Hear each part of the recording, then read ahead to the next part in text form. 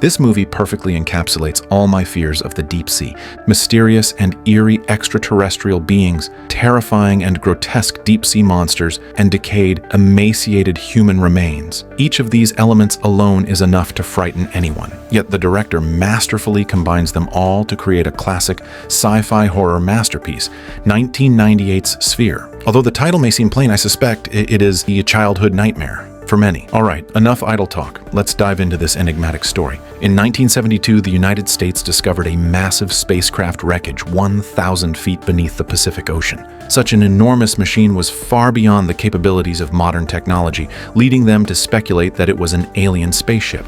And thus, the story unfolds around it. Psychologist Norman is summoned to investigate. But why Norman? Because he had previously published an article on making contact with extraterrestrial civilizations. If there were indeed aliens aboard, Norman's extensive theoretical knowledge would be invaluable. Not only that, but other top experts mentioned in his article were also recruited by the military: biologist Beth, physicist Ted, and even mathematician Harry. True to their expertise, Beth, after merely hearing Colonel Barnes's description of the spaceship, immediately deduced from the coral growth on its surface that it had been submerged for over 300 years. 300 years is a long time for humans, but not necessarily for extraterrestrial life. It was possible that something was still alive inside the ship. The purpose of their mission was to determine whether there were any alien beings inside. Norman and his team followed Barnes to the underwater base, unaware that they were embarking on a perilous journey. To complete the mission as quickly as possible, they donned their diving suits and set out for the spaceship. Upon reaching the airlock, they were stumped. The hatch had no keyhole, leaving them puzzled about how to open it.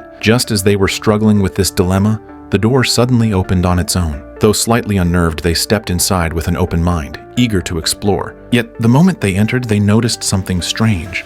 The floor bore human footprints, despite the ship having supposedly never been opened before. Could this spacecraft not be of alien origin after all? With doubts in their minds, they pressed forward. To save time, they split into two groups. Norman, who had a prior doctor-patient relationship with Beth, paired up with her. As they reached the end of a corridor, the elevator suddenly activated without warning. When the doors opened, they found themselves inside a space filled with advanced futuristic technology, with equipment still fully operational. Even more eerie, Norman discovered a skeleton in the pilot's seat. Beth immediately recognized it as a human skeleton and noticed that the person had died from a severe blow to the skull. What was even more shocking was that the corpse was clutching modern food. This only deepened the mystery. Norman suggested checking the spaceship's flight log. The moment he opened it, he was stunned. The log was dated 2043. In other words, this was a spaceship that had traveled back from the future. This explained both the human footprints and the modern food. At the end of the log, they found a highlighted document titled Biological Invasion Incident. When Beth opened it, a holographic projection appeared. In the vast galaxy, something seemed to be siphoning energy from planets. As the spaceship approached to investigate, it was sucked into a black hole, likely the reason for its time travel. Before they could process this information, the other team called for them urgently. They had discovered a large, golden, floating sphere in the main hall of the ship. Its surface shimmered like liquid mercury. Most mysteriously, it reflected everything around it, except for humans. Barnes speculated that it might be a trap left behind by extraterrestrials and urged the team to leave immediately. Back at the underwater base, Norman shared their findings with everyone. Unsurprisingly, they all agreed that this was a spaceship from the future. Since there were no aliens, Barnes declared that their mission was complete and that they would leave the next morning. This news delighted everyone, except for Harry, who remained troubled. Norman, ever observant, noticed this and asked what was wrong. Harry's response was shocking. He believed they were all likely to die that night. If no one in the outside world knew about the future spaceship, it meant they had never returned. In conclusion, Harry deduced that they would all perish here. That night, they went to bed with unease. In the middle of the night,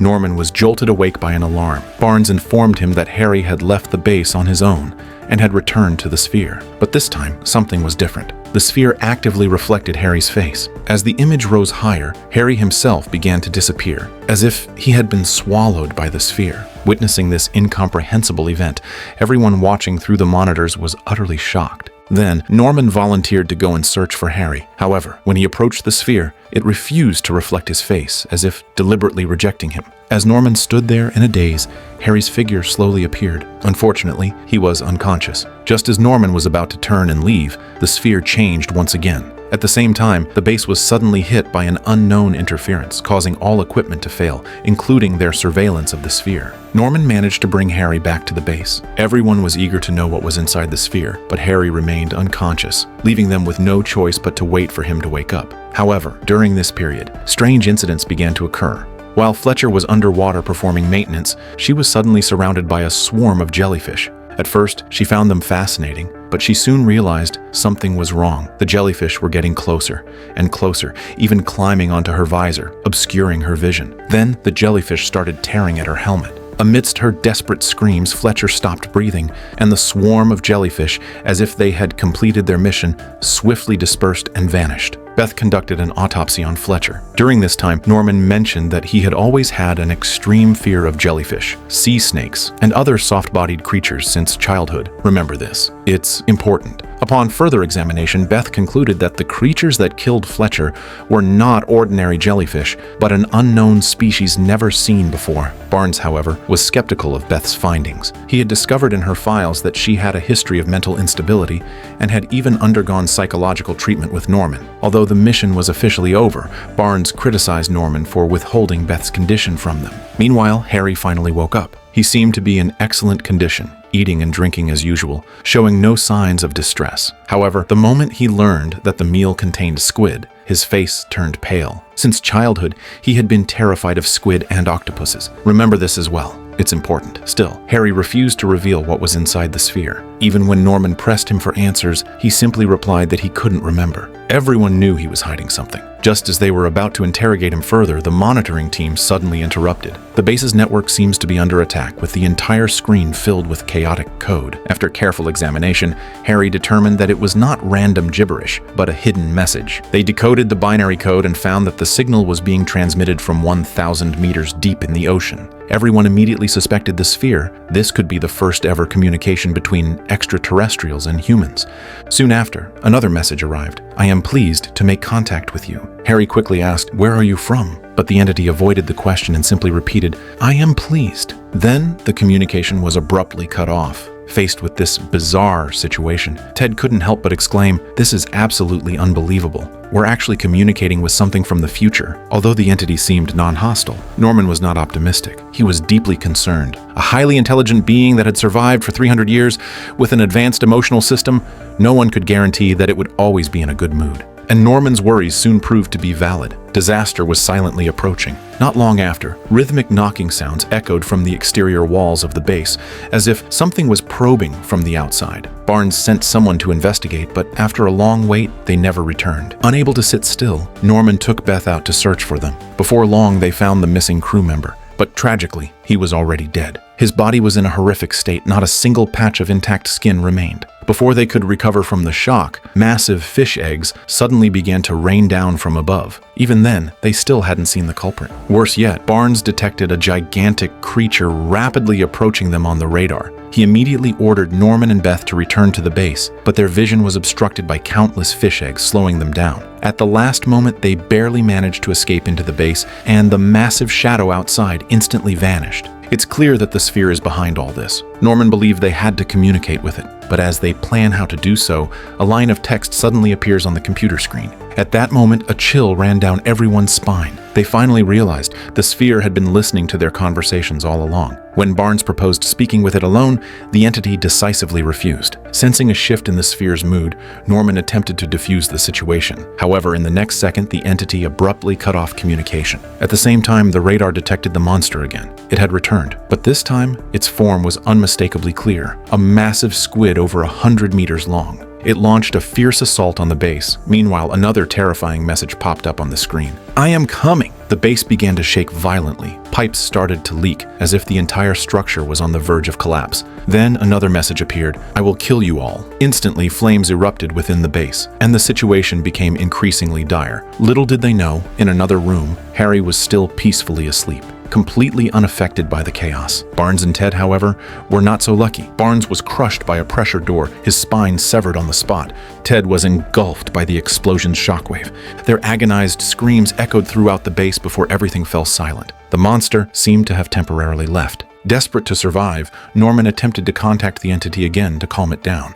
This time, however, the entity coldly responded, "Stop calling me Jerry." Then, communication was severed once more. Meanwhile, Harry finally woke up, yet he seemed utterly indifferent to everything happening around him, calmly reading 20,000 Leagues Under the Sea. Norman was baffled by his behavior, but Harry still refused to say anything. At that moment, Beth rushed in, urging them to reset the return time for the escape submarine, their only way out. However, a massive storm was raging on the surface. They would have to wait for it to pass before ascending. Knowing that he was the only one who could handle this task, Norman instructed Beth to watch the monitors and ensure his safety. Then, he swam toward the submarine. At first, everything went smoothly and he encountered no danger. But on his way back, his diving suit malfunctioned. Water began to flood his visor, blurring his vision completely. He desperately called out to Beth for help, but there was no response. As his situation grew increasingly dire, his breathing became rapid and panicked. Fortunately, Harry saw what was happening. Thanks to Harry's guidance, Norman barely managed to survive. Back at the base, Norman was about to confront Beth, but Harry told him that Beth had gone to the spaceship. Through the radio, Beth explained that she went there to look for food. However, Norman found this hard to believe. How could a spaceship that crashed 300 years ago still have edible food? Even if there was food, it would have long since rotted. When Beth returned, Norman questioned why she had left the monitoring room. Beth claimed that Harry had told her to leave. Seeing Harry nod in confirmation, Norman drops the issue but asks why she went out for food when the base has enough supplies to last a month. Beth doesn't believe him, but when she opens the storage cabinet, she finds it fully stocked with food. At that moment, her expression froze, as if she had suffered a memory lapse. It was then that Norman finally realized both of his companions were behaving strangely. One had entered the sphere and showed complete indifference to the base's crisis. The other was displaying signs of a mental breakdown.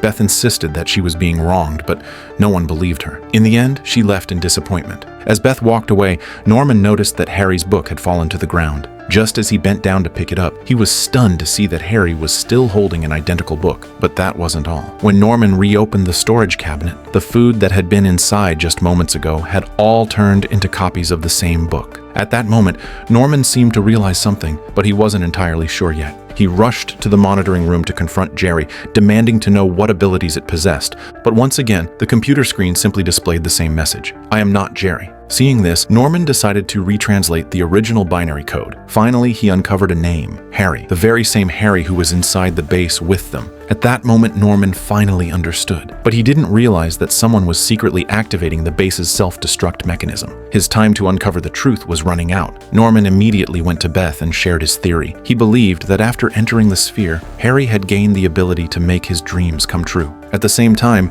his subconscious thoughts were being amplified without limit. The giant squid that attacked the base was likely a monster created by Harry's subconscious. Harry was terrified of octopuses, and the more he thought about them, the more real they became. Furthermore, when Fletcher was attacked by the jellyfish, Harry was asleep, meaning that the creatures might have come from his dream. Now that they knew the source, the solution was clear. As long as Harry stopped dreaming, the monster would cease to exist. They immediately prepared a sedative and injected it into Harry while he slept, forcing him into deep sleep so that he could no longer dream. With the crisis seemingly resolved, all that was left was to wait for the storm to pass so they could return to the surface. Norman finally felt a sense of relief, but just then, a sea snake appeared out of nowhere and attacked Norman. More and more sea snakes began flooding into the base. It was crucial to note that sea snakes were Norman's greatest fear. Fortunately, Beth heard the commotion and arrived in time to rescue him. But at that moment, Beth furrowed her brows as if she had realized something even more terrifying. She then tricked Norman into going to the laboratory to fetch something and locked him inside.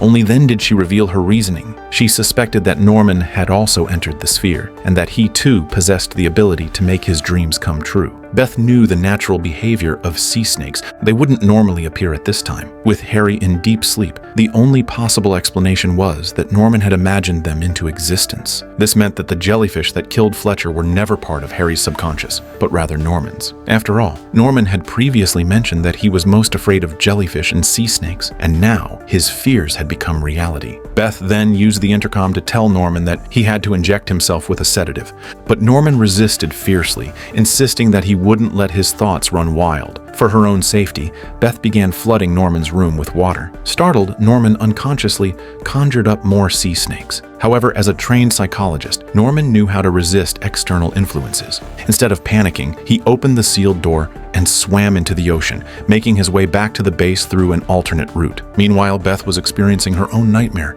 She began seeing everyone in the base accusing her. In a panic, she tried to escape. But when she opened a door, seawater burst in, and Barnes's corpse suddenly floated into view. Seeing this, I'm sure everyone has realized Beth also entered the sphere and gained its power. Since she was previously mentioned to have a history of mental instability, she was always afraid that others would see her as dangerous. As a result, her subconscious created illusions, and the person who activated the timed bomb was her. When Norman accused her earlier, it caused her to have a mental breakdown, leading to the thought of mutual destruction. It was only now that they finally understood. Everyone had entered the sphere, and the crew of the spaceship must have also been influenced by it, ultimately turning on each other in paranoia. Just then, the countdown alarm for the bomb echoed through the base. They had to swim to the escape sub while there was still time. This was their only chance at survival. As time ticked away, Norman, Beth, and Harry frantically swam toward the sub. Fortunately, the journey went smoothly and they managed to board it. But just as they were about to start the engine, someone began to lose control of their thoughts again. In an instant, they were transported back inside the spaceship. Then, they found themselves standing in front of the sphere. They were trapped in an illusion, unable to break free, while the time until the explosion grew shorter and shorter. As hope began to fade, Norman stepped up once again. He continuously gave himself psychological cues, and in the end, he successfully broke free from the illusion and woke up. The sub sped toward the surface, managing to escape just moments before the explosion. Soon after, they were rescued. But just as they were about to face questioning, they all had the same thought. Since Harry had said that the future was unaware of this mission, it meant that no one had ever revealed the truth. To avoid altering the course of the future, they decided to say nothing about the past 2 days. But what was the safest way to ensure secrecy? The answer was simple: forgetting. So they used their newly acquired abilities to erase all memories of everything that had happened underwater. It was precisely this decision that caused the sphere, which had been silently observing them, to no longer remain and ultimately ascend into the sky. The movie ended at this moment. I have to say, this film does an incredible job of visualizing deep-seated fears while also bringing the discussion of human nature to the forefront. If humanity truly had superpowers, most would assume they could use them for the greater good, but whether these abilities would truly align with humanity's subconscious desires remains an unanswered question. Rather than facing uncontrollable risks, perhaps it's better to act as if nothing ever happened. Just like the protagonists in the movie, choosing to forget was the safest option. All right, see you next time.